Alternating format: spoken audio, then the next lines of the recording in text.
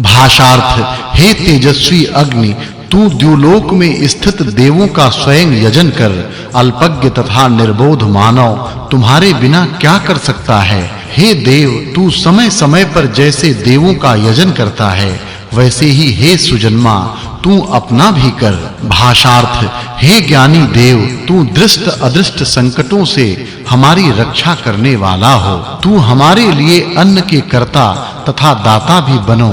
पूज्य अग्ने हमें हवन करने की सामग्री का दान कर हमारे शरीर की बिना प्रमाद किए रक्षा कर अष्टमम सुक्तम भाषार्थ वह अग्नि बड़े विस्तृत ज्ञान से युक्त होकर द्यावा पृथ्वी में जाता है तथा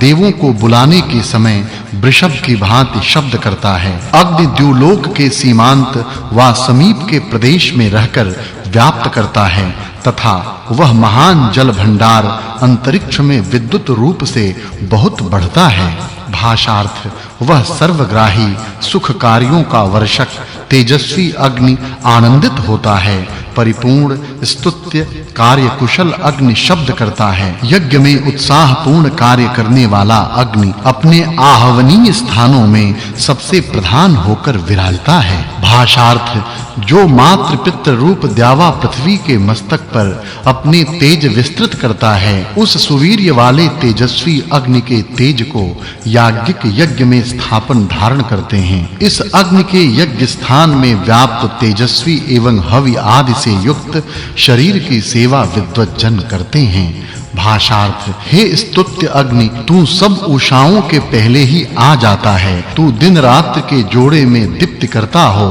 तू अपने शरीर से सूर्य को उत्पन्न करके यज्ञ के लिए सप्त स्थानों को धारण करता है भाषार्थ हे अग्नि तू महान यज्ञ के सृष्ट नियमों के चक्षु की भांति प्रकाशक हो तुम यज्ञ के रक्षक हो जब तुम यज्ञ के लिए वरुण होकर जाते हो उस समय तुम ही रक्षक होते हो हे ज्ञानी अग्नि तू ही जल का पौत्र है कारण जल से बादल तथा बादल से विद्युत अग्नि उत्पन्न होती है तू जिस यजमान की हवि ग्रहण करता है उसका दूत होता है भाषार्थ हे अग्निदेव तुम जिस अंतरिक्ष में कल्याणप्रद रमणीय अश्वों वाले घोड़े से युक्त वायु के साथ मिलते हो उसमें तुम यज्ञ एवं जल के नेता होते हो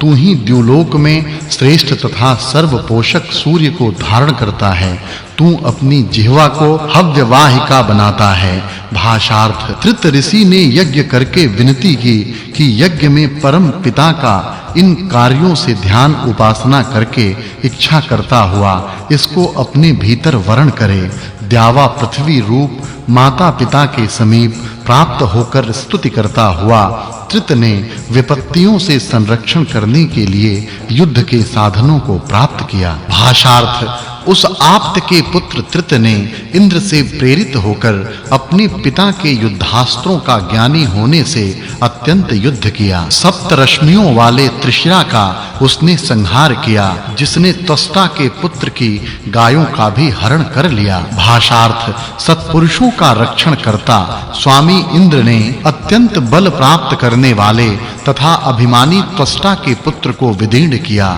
उन्होंने गायों को बुलाते हुए त्वष्टा के पुत्र विश्वरूप के 3 सिरों को काट डाला नवमम सुक्तम भाषार्थ हे जल तुम सुख को उत्पन्न करने वाले आधार हो वे हमें श्रेष्ठ बल देने के लिए संचय करें पवित्र तथा सुंदर आत्मज्ञान के लिए हमें सुरक्षित रखें भाषार्थ हे जल जैसे माताएं बच्चों को दूध देती हैं वैसे ही आपका जो कल्याणकारी रस ज्ञान एवं बल है इसका हमें यहाँ सेवन कराइए भाषार्थ शांतिप्रद जल आप जिस रोगों को नष्ट करने के लिए हमें प्रसन्न करते हो उनके नाश की कामना से हम तुम्हारा स्वीकार करते हैं हमारी वंश वृद्धि करो भाषार्थ दिव्य ज्ञान प्रकाशमय जल हमें शांति सुख कारक होकर अभिष्ट प्राप्ति के लिए हों हमें आरोग्यदायक उदक पीने के लिए मिले वे हमें रोग एवं अवर्षण दूर करने के लिए हमारे ऊपर क्षरित हों भाषार्थ जल अभिलषित वस्तुओं के स्वामी हैं वे ही रोग निवारण आरोग्य करने में समर्थ हैं वे ही प्राणी मात्र को बसाने वाले हैं मैं उनसे औषधि की विनती करता हूँ भाषार्थ जल में सब औषधियां तथा संपूर्ण विश्व को सुख देने वाला अग्नि भी है। यह सोम ने मुझसे कहा था। भाषार्थ हे जलो, मेरे शरीर के लिए संरक्षक औषधि दो, जिससे निरोग होकर मैं बहुत समय तक सूर्य को देखता रहूं। भाषार्थ मुझमें जो दोष हो या जो मैंने द्रोह किया हो, जो मैंने शाप दिया हो, जो असत्य भाषण किया हो, यह सभी दोष ये जल मेरे शरीर से बाहर ले आएं और मैं शुद्ध बन जाऊं। भाषार्थ आज जल में मैं प्रविष्ट हुआ हूं, मैं इस जल के रस के साथ शामिल हुआ हूं। हे अग्नि, तू जल में स्थित है,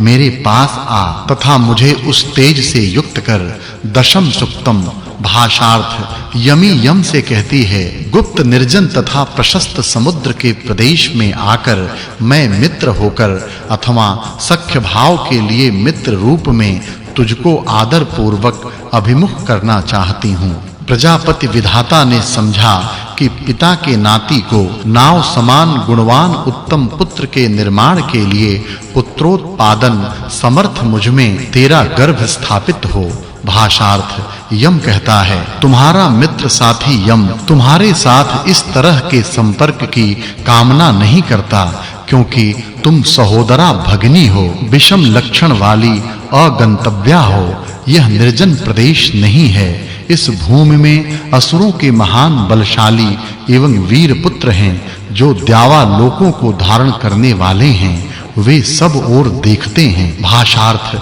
यमी कहती है, यद्यपि कोई मानव के लिए ऐसा संबंध त्याज्य है, तो भी अमर देवता गण इच्छा पूर्वक ऐसा संसर्ग अवश्य चाहते हैं। मेरी जैसी इच्छा होती है वैसी ही तुम भी करो। तू ही पुत्र जन्मदाता पति रूप में मेरे देह में गर्भ रूप से प्रविष्ट हो। भाषार्थ यम कहता है, पहले हमने ऐसा कार्य नहीं किया। हम सत्य भाषण करने वाले हैं। अवश्य ही हमने कभी असत्य वचन नहीं किया है। अंतरिक्ष में स्थित गंधर्व अथवा जल के धारक आदित्य एवं हमारा पोषण करने वाली योषा, सूर्य की स्त्री सरण्यु हमारे माता-पिता हैं। वही हमारा उत्तम बंधु भाव है, इसलिए ऐसा संबंध अनुचित है। भाषार्थ यमी कहती है, सर्व प्रेरक तथा सर्वव्यापक उत्पन्न करता त्वष्टा देव ने हमें गर्भावस्था में ही पति पत्नी बना दिया है। उस प्रजापति की इच्छा को कोई नष्ट नहीं कर सकता।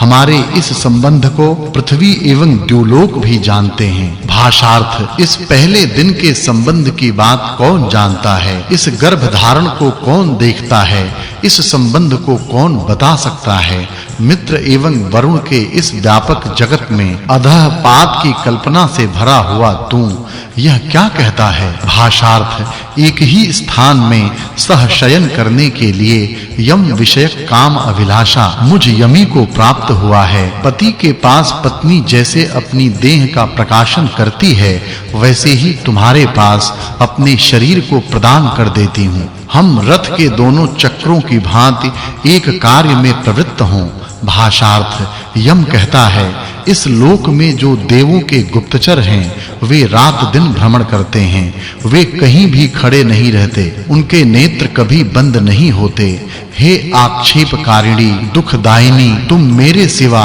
अन्य किसी पुरुष के साथ जल्द जा और रथ के चक्रों की भांति उसके साथ संबंध करो। भाषार्थ यमी कहती है, रात्रि एवं दिन हमारा इच्छित हमको देवे। सूर्य का तेज फिर यम के लिए उदित हो। द्यावा पृथ्वी की भांति हमारा जोड़ा बांधव भूत है, इसलिए यम की यमी पत्नी होवे, यही निर्दोष है। भाषार्थ यम कहता है, वे श्रेष्ठ युग पर्व भविष्य में आ जाएंगे, जिसमें भगनियां बंधुत्व के विहीन भ्राता को पति